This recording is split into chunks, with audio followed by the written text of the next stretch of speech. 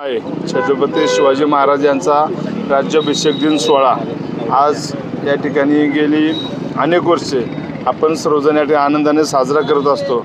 आज ह्याच दिवशी राजांचा शिवराज्याभिषेक सोहळा या ठिकाणी झाला आणि खऱ्या अर्थानं आपल्या जे रयतेचे राजे मिळाले आणि खऱ्या अर्थाने एक आजचं ते चांगला पवित्र दिन आहे आणि याच दिनाचं औचित्य साधून या ठिकाणी बोरे येथे एस.टी. बस ज्या आपल्याला नवीन आल्यात त्याचा आपण लोकार्पण सोहळा करत असताना आपण सर्वजण या ठिकाणी उपस्थित राहिल्यास प्रथमतः सर्वांचं मनापासून सहर्ष स्वागत करतो।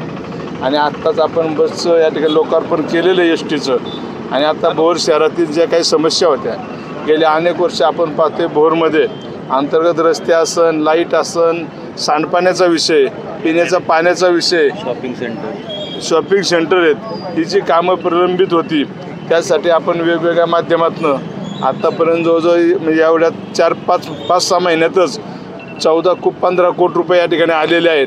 त्याचे लवकरच आपण भूमिपूजन घेणार आहेत आणि त्यानंतर एवढ्या 2 महिन्याच्या काळामध्ये आपण परत DPDC असून किंवा माझ्या नगर उद्यानमधनं अजून 10-15 कोटी रुपये आणणार आहे। म्हणजे साधारणतः 25-30 कोटी रुपयाची कामं ह्या 6 महिन्यात आपण या भोर शहरात करणार आहे। यामध्ये अंतर्गत रस्ते असन, बंदिस्त गटर असन, अंडरग्राऊंडची स्ट्रीट लाईटची कामं असन किंवा आपले व्यापारी गाळे संकुल असन, शाळेचं काम आहे आणि त्याचप्रमाणे खऱ्या अर्थाने पिण्याच्या पाण्याचा जो प्रश्न आहे आपण सर्वांनाच माहिती आहे गेले 8-10 दिवस लोकांना भोर शहरवासियांना त्याचा नाहक त्रास सहन करावा लागला होता आणि त्या ठिकाणी रिपेरिंगचं थोडं काम चालू होतं।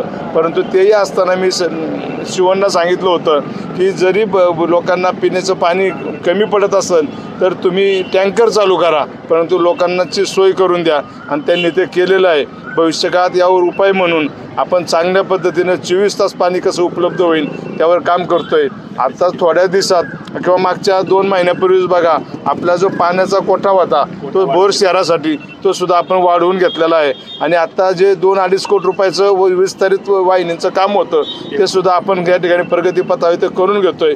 त्याचप्रमाणे सांडपाण्याचा प्रश्न आहे, घनकचऱ्याचा प्रश्न आहे, तोही प्रकल्प आपण थोड्याच दिवसात भोर शहरासाठी चांगल्या पद्धतीने राबवू आणि भोर शहराला एक चांगलं वैभव प्राप्त करून देण्यासाठी आम्ही सर्व महायुतीच्या माध्यमातून पर्यटनाच्या माध्यमातून या ठिकाणी निधी आणून योगत वैभव या ठिकाणी वैभव परत एकदा प्राप्त करून देऊ अशी ग्वाही देतो। तिन्ही तालुक्यामध्ये पर्यटन क्षेत्र हा किंवा तालुके पर्यटन क्षेत्र म्हणून घोषित करावे म्हणून आम्ही पाठपुरावा करतोय। त्या माध्यमातून थोड्याच दिवसात त्यालाही मंजुरी मिळेल।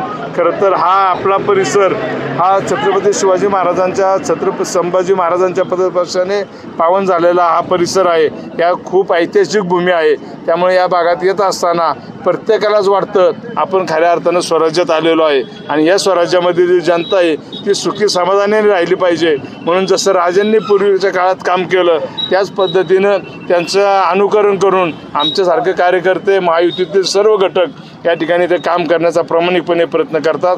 थोड्याच दिवसात भोर शहरातील अनेक विकास कामं त्याला मंजुरी मिळेल आणि चांगल्या पद्धतीचं सुविधा या भोरवासियांना दिल्याशिवाय राहणार नाही अशी मी ग्वाही देतो।